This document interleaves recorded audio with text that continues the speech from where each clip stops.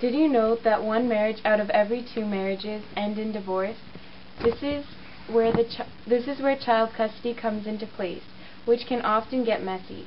Child custody means the right of the parents to make decisions for their child and the parents' duty to care for the child.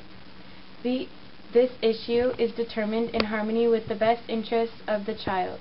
When it comes to divorce, many people take child custody into court, while some solve their disputes outside the courtroom. Two very important terms of child custody are custodial parents and non-custodial parents. A custodial parent has legal custody of a child by court order, and a non-custodial parent does not have any legal custody. Then comes into place three different terms: sole custody, joint custody, and split custody. Sole custody is when the child will reside and be under the supervision of one parent. The parent that the child will reside with is considered the custodial parent.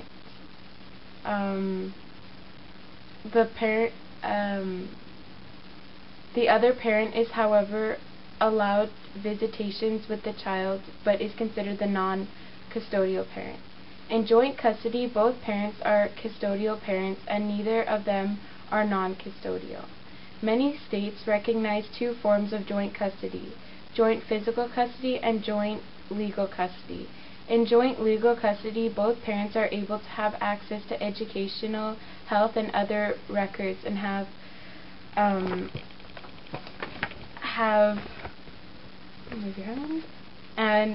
the right to make decisions about the status where the welfare of the child is concerned.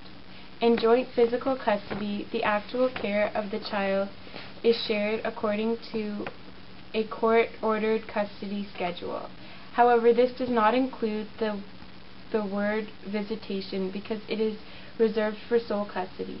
Split custody is when one parent has complete custody over some children, and the other parent has full custody over the other children.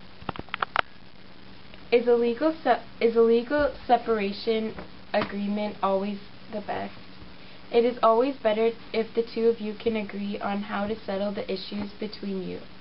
Going to court can be very expensive and take a long time. Signing a separation agreement is very important. What you choose now in the agreement can affect not just for the rest of your life, but the rest of your children's life.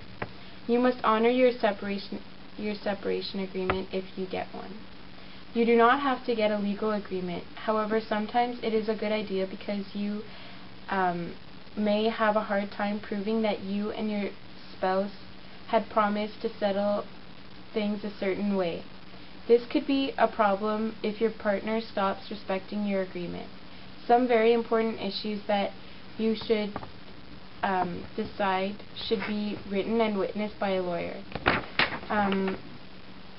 Some important things to put in your legal agreement are the date of separation, issues related to your children, like who will they live with, who will have custody, if the children live with one parent, what are the other parent's rights to access, how much child support will be paid, when will child support end.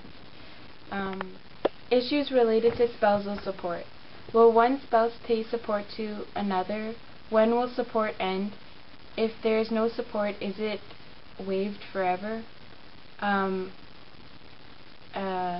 Issues related to your property. Who gets what? If you have a house, will you sell it?